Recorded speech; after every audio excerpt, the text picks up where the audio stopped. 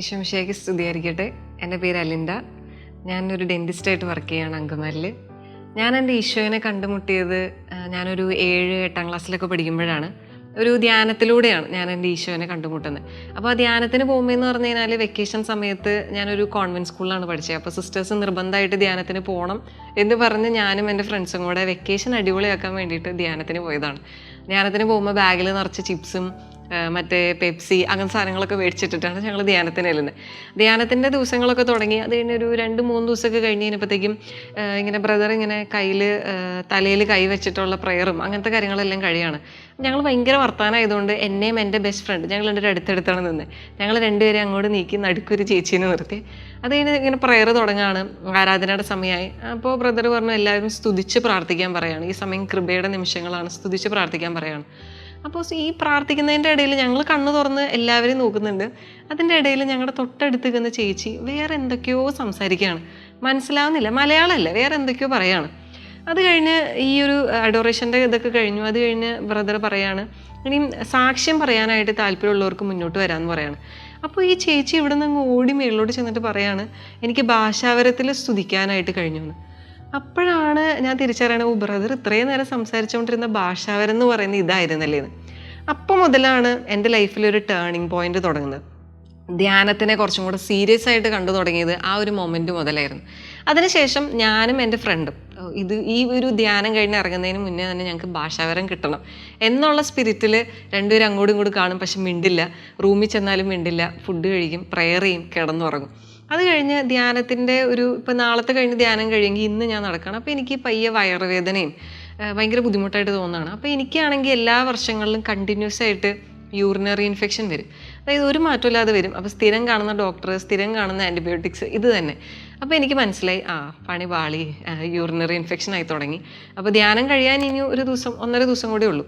അപ്പോൾ ഞാൻ ഇങ്ങനെ മനസ്സിൽ വിചാരിച്ചു ഒട്ടും വയ്യെങ്കിൽ ഇന്ന് രാത്രി തന്നെ സിസ്റ്റേഴ്സിനോട് പറഞ്ഞ് പപ്പേനെ അമ്മനെ വിളിച്ച് വീട്ടിൽ പോവാം എന്ന് ഞാൻ തീരുമാനിക്കുകയാണ്. അത് കഴിഞ്ഞ് രാവിലെയൊക്കെ ഒരു കൺഫെഷൻ ഉണ്ടായിരുന്നു.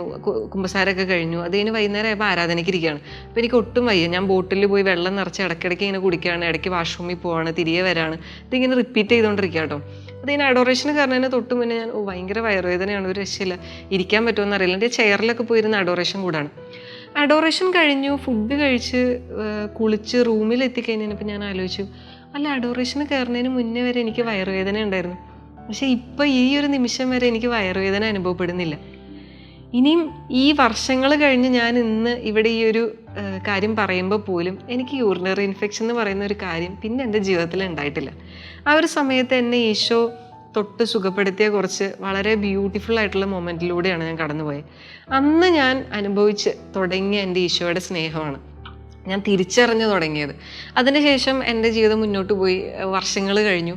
അത് കഴിഞ്ഞ് ഞാൻ എല്ലാ ദിവസവും കുർബാനയ്ക്ക് പോകും കേട്ടോ. എല്ലാ ദിവസവും രാവിലെ കുർബാനയ്ക്ക് പോകും, കുർബാന കണ്ടുവരും. പക്ഷേ കുർബാന എൻ്റെ ജീവിതത്തിൽ എനിക്ക് അനുഭവമായി തുടങ്ങിയത് ഞാൻ എൻ്റെ കോളേജ് കാലഘട്ടത്തിലാണ്.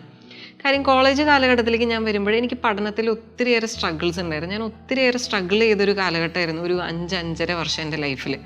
അപ്പോൾ ഒത്തിരി സ്ട്രെസ്സും വർക്കിൻ്റെ പ്രഷറും, പഠിക്കുന്ന കാര്യങ്ങളൊന്നും തലയിലിരിക്കുന്നില്ല, എക്സാമിനൊന്നും മാർക്ക് സ്കോർ ചെയ്യാൻ പറ്റുന്നില്ല, അങ്ങനെ കുറേ ബുദ്ധിമുട്ടുകളിലേക്ക് ഞാൻ വന്നു.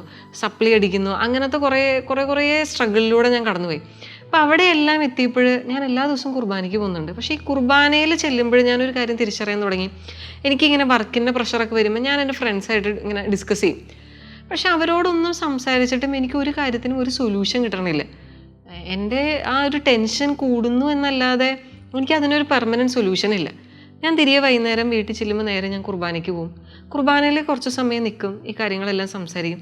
തിരിച്ച് ഞാൻ വീട്ടിൽ വരുമ്പോൾ എനിക്കൊരു മനസ്സമാധാനമുണ്ട്.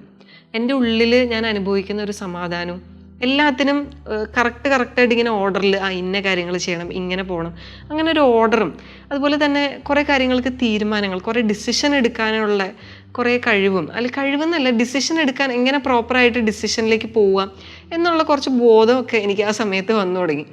അത് കഴിഞ്ഞ് ഞാൻ തിരിച്ചറിഞ്ഞു കുർബാന എന്ന് പറയുന്നത് എൻ്റെ ജീവിതത്തിൽ ഒരു അനുഭവമായി തുടങ്ങി എന്നുള്ളത്. അതൊരു വളരെ ബ്യൂട്ടിഫുൾ ആയിട്ടുള്ളൊരു മൊമെൻ്റ് ആയിരുന്നു, ആ ഒരു തിരിച്ചറിയുന്ന ആ ഒരു പീരീഡ്. അങ്ങനെ പിന്നെ കുർബാന എൻ്റെ ജീവിതത്തിൻ്റെ ഒരു ഭാഗമായി. ഇപ്പം ഞാൻ ഈ സംസാരിക്കുമ്പോൾ പോലും കുർബാനയ്ക്ക് എല്ലാ ദിവസവും പോകാനായിട്ട് ഞാൻ സ്ട്രഗിൾ ചെയ്യുന്നുണ്ട്. പക്ഷേ ആ കുർബാന ഒരു 2-3 ആഴ്ചകൾ എൻ്റെ ജീവിതത്തിൽ നിന്ന് മാറി നിൽക്കുമ്പോൾ എനിക്ക് ശരിക്കും പറഞ്ഞാൽ എൻ്റെ മനസ്സിലൊരു സമാധാനമില്ല. എല്ലാ കാര്യങ്ങളും പോകുന്നുണ്ട്, ലൈഫ് മുന്നോട്ട് പോകുന്നുണ്ട്, ക്ലിനിക്കിൽ പോകുന്നുണ്ട്, പേഷ്യൻസിനെ കാണുന്നുണ്ട്. പക്ഷേ ഉള്ളിലൊരു സന്തോഷമില്ല. അതെനിക്ക് എപ്പോഴും തിരിച്ചു കിട്ടുന്നത് എൻ്റെ വിശുദ്ധ കുർബാനയിലൂടെയാണ്. അപ്പോൾ ഞാനിങ്ങനെ കോളേജിൽ പഠിച്ച് ഞാൻ എൻ്റെ ഇൻറ്റേൺഷിപ്പ് കഴിഞ്ഞ് ഇറങ്ങുന്ന ഒരു ടൈമായി.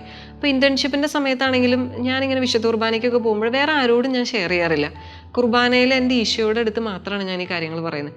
അപ്പം ഞാനിങ്ങനെ ആ ഒരു ഇൻറ്റേൺഷിപ്പ് കഴിയുന്ന ഇറങ്ങുന്ന ഒരു പീരീഡൊക്കെ ഞാൻ ഈശോയോട് പറയും, ഈശോയെ സ്റ്റാഫ് തന്നെ, ഞങ്ങളുടെ സ്റ്റാഫ് ലെക്ചേഴ്സ് തന്നെ പറയുന്നുണ്ട്, നമ്മുടെ ഈ ഒരു പ്രസൻറ്റ് സിറ്റുവേഷനിൽ നമ്മുടെ ഈ ഒരു ഡെൻറ്റിസ്റ്റിന് ഇപ്പോൾ തന്നെ ഭയങ്കര ക്രൗഡഡായി തുടങ്ങി, ഇനി എല്ലാവരും ഇറങ്ങി ജോലി കിട്ടലൊക്കെ തന്നെ ഇപ്പോൾ സ്ട്രഗ്ലിംഗ് ആണ് എന്ന് പറയാണ്.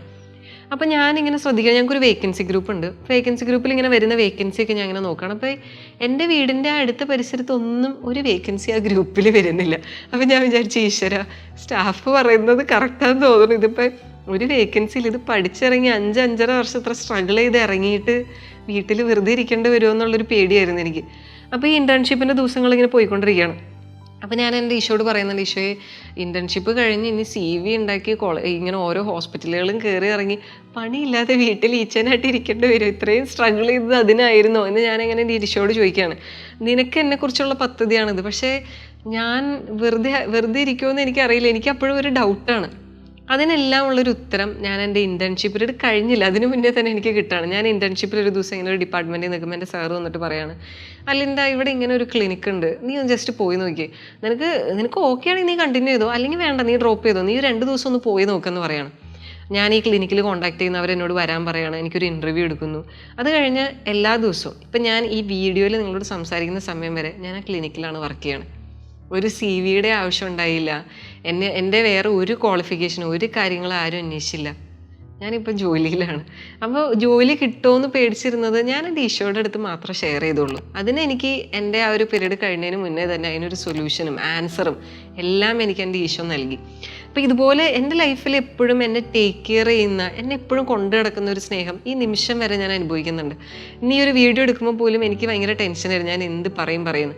ആ സമയത്ത് ഞാൻ എൻ്റെ ഫോണിലെ വചനത്തിൻ്റെ ആ ഒരു വചന ബോക്സ് തുറന്നു നോക്കി. എനിക്ക് കിട്ടിയ വചനം ഇതാണ്, എൻ്റെ ആത്മാവിനെ ഞാൻ നിന്നിൽ നിക്ഷേപിക്കും, പരിശുദ്ധാത്മാവിനെ നൽകി എന്നെ ശക്തിപ്പെടുത്തുമെന്നാണ് ഈശോ അതിലൂടെ എന്നോട് പറഞ്ഞത്.